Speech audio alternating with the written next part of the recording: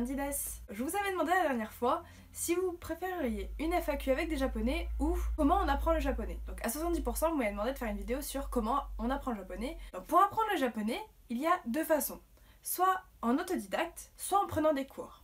Pour les autodidactes maintenant, vous avez énormément de moyens d'apprendre le japonais. Donc il y a tout d'abord les sites internet. Après le problème c'est que des fois ça peut être faux tout simplement. Donc c'est à vérifier en général. Mais en commentaire je vous laisse 2-3 sites qui sont fiables d'après moi. En plus de ces sites internet, vous avez aussi les manuels. Au niveau de la grammaire, j'ai deux manuels à vous recommander. Le premier c'est Manekineko. Donc c'est le manuel que j'ai utilisé quand j'étais au lycée. Dedans il y a des textes avec le vocabulaire, des points de grammaire et des exercices. Du coup, pour les débutants, il est parfait. Les textes sont pas très compliqués et au bout de quelques leçons, on commence à avoir des petites bases en japonais. Le problème avec le Manekineko, c'est que quand on va acheter le deuxième tome, il y a un énorme fossé pour le niveau justement.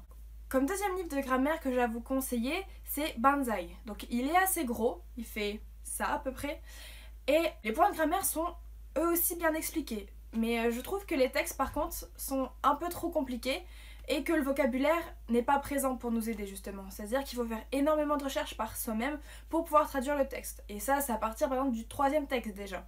Donc ça peut peut-être un peu décourager les débutants. Pour tout ce qui est l'apprentissage de l'écriture, donc des kanas, soit vous allez tout simplement sur Google et vous tapez kana en japonais et vous aurez des tableaux simples, des fois avec l'ordre des traits, des fois non. Mais voilà, c'est la méthode la plus courante. Après, il y a aussi énormément d'applications pour apprendre les hiragana et les katakana, pour les faire tous les jours, parce que pour apprendre un syllabaire, ou les deux syllabaires du moins en japonais, il faut être régulier et en faire tous les jours. Moi, ce que je conseille, c'est d'en apprendre 5 par semaine. Si vous voulez vraiment savoir écrire en japonais, du moins commencer avec les kanas, si vous en apprenez 5 par semaine, voire un peu plus si vous y arrivez bien, en 2 mois, vous les savez tous. Pour les kanji, en licence, on utilise le kanji tokana. Il y a les points positifs et les points négatifs pour ce livre. Les points négatifs, c'est tout simplement que le niveau des kanji peut être très compliqué ou très facile, puis très compliqué, puis redevenir facile. Et retrouver des kanji faciles comme le kanji de la personne, par exemple à la fin du livre, alors qu'il devrait plutôt être dans les premiers vu qu'il est assez facile à retenir. Les points positifs, c'est qu'il y a l'ordre des traits et du vocabulaire à côté.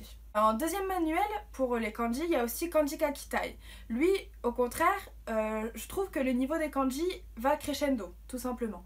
Du coup, après, c'est à vous de voir comment vous voulez les apprendre. En plus de tout ça, vous pouvez aussi vous référencer au JLPT. Donc pour ceux qui ne savent pas ce que c'est JLPT, c'est tout simplement un examen qu'on peut passer pour certifier notre niveau. On a 5, ça va du N5 justement, donc le plus bas, au N1. C'est-à-dire qu'on parle couramment et qu'on a du vocabulaire à gogo. Pour le JLPT, on peut trouver facilement plusieurs PDF, donc je vous mets le lien du site que j'ai trouvé en commentaire.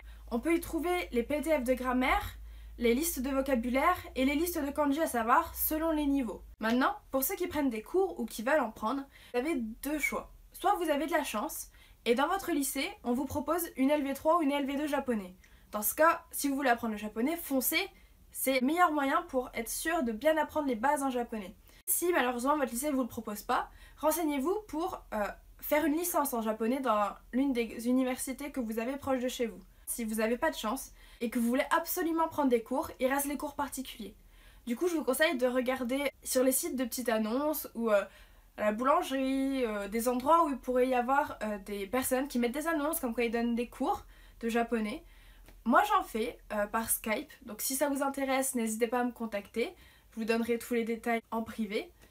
Mais je fais ça par Skype pour ceux qui habitent loin. J'ai déjà 2-3 élèves à qui ça plaît plutôt bien, du moins je l'espère, et qui progressent au fur et à mesure grâce à des cours vraiment qui ont pour but d'apprendre les bases du japonais. J'espère que j'ai répondu à la question comment apprendre le japonais. Si vous avez d'autres questions, n'hésitez pas à le dire en commentaire.